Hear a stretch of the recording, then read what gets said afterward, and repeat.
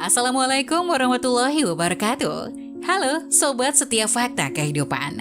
Tidak lupa kami sampaikan salam sehat, salam sejahtera, semoga tercurah segala bentuk kebaikan dan juga kita semua dalam lindungannya. Seperti biasa, kita akan berbagi kisah dari yang unik, menarik, sampai bikin nangis. Mari kita simak kisahnya.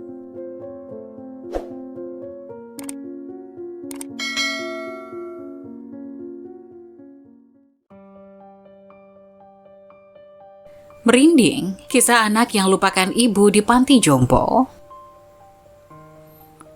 Keberadaan kita saat ini adalah berkah yang dibawa oleh kedua orang tua melalui perjuangan bertaruh nyawa. Sebagai seorang anak, kita dicintai dan disayangi oleh orang tua tanpa pamrih. Mereka membesarkan kita dengan hati ikhlas dan penuh susah payah.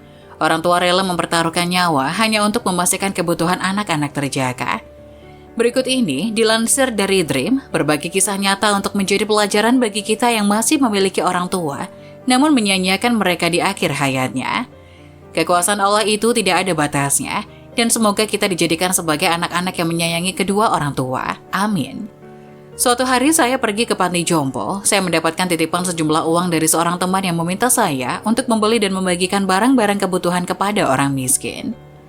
Jadi saya membeli berbagai macam keperluan, termasuk roti, dan pergi ke sebuah panti jompo.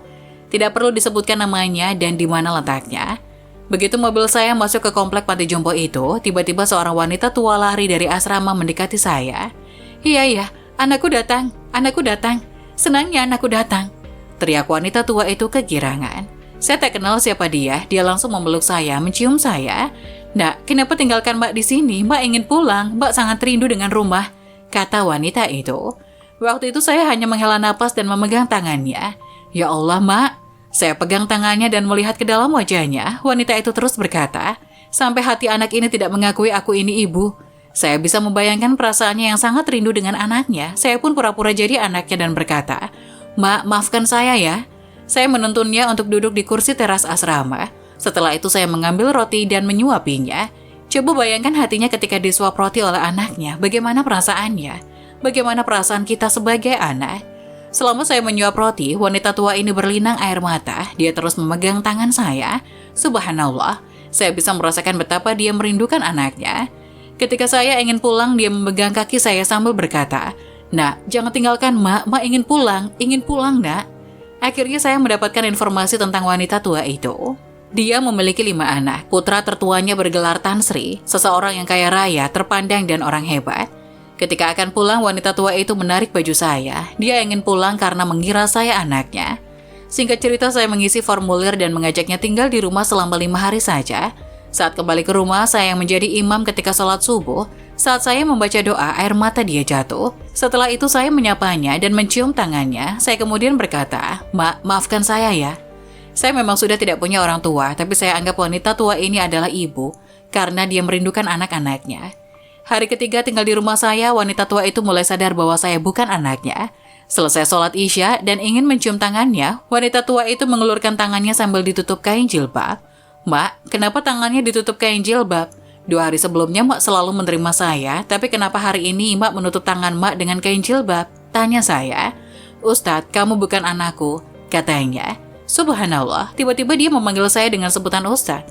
Kenapa Mak panggil saya Ustadz? Saya anak Mak, kata saya. Wanita itu berkata, bukan. Kalau anak saya tidak akan berbuat semacam ini. Kalau anak saya, dia tidak akan menjadi imam saya. Kalau anak saya, dia tidak akan suapi saya makan. Bayangkan sahabat, perasaan seorang ibu ini tiba-tiba dia menangis. Saya pegang dan peluk dia, saya pun ikut menangis sambil berkata, Mak, walaupun Mak bukan ibu saya, tapi saya sayang Mak sebagai ibu sendiri. Saya tuntun dia duduk di kursi dan menyuapkan nasi ke mulutnya, tapi dia memuntahkan balik dan saya lihat wajahnya tiba-tiba pucat. Saya angkat dia dan panggil ambulan untuk mengantarkannya ke rumah sakit. Waktu di rumah sakit, saya angkat kepalanya di atas pangkuan saya. Dia pegang tangan saya sambil berkata, Ustadz, jika saya mati, tolong jangan beritahu anak saya. Jika anak saya tahu saya sudah mati, jangan beritahu di mana kuburan saya. Jika dia tahu di mana kuburan saya, jangan biarkan dia memegang batu nisan saya. Istri dan anak saya menangis mendengar perkataannya. Kami pegang wanita tua itu sambil berkata, Mak, jangan bicara seperti itu, jangan Mak. Tapi dia menggelengkan kepalanya. Rupanya itulah saat dia sakaratul maut. Dia akhirnya meninggal dunia di atas pangkuan saya di rumah sakit.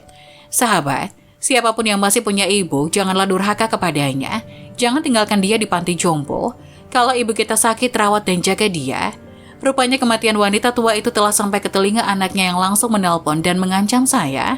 Aku akan bawa kamu ke pengadilan. Aku akan menuntut kamu karena kamu telah membawa keluar mak aku dari panti jompo, kata seorang pria di seberang sana.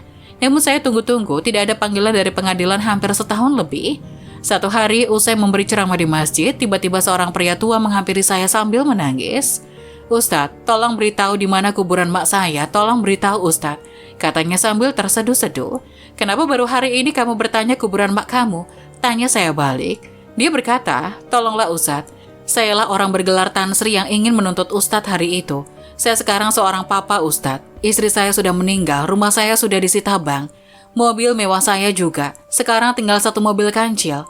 Saya bisa menunjukkan makam Anda, tapi dengan satu syarat, Anda tidak boleh menyentuh batu nisannya, kata saya.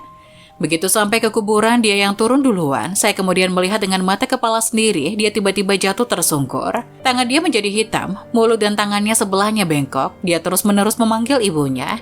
Saya angkat dia dan membaringkannya tak jauh dari makam ibunya.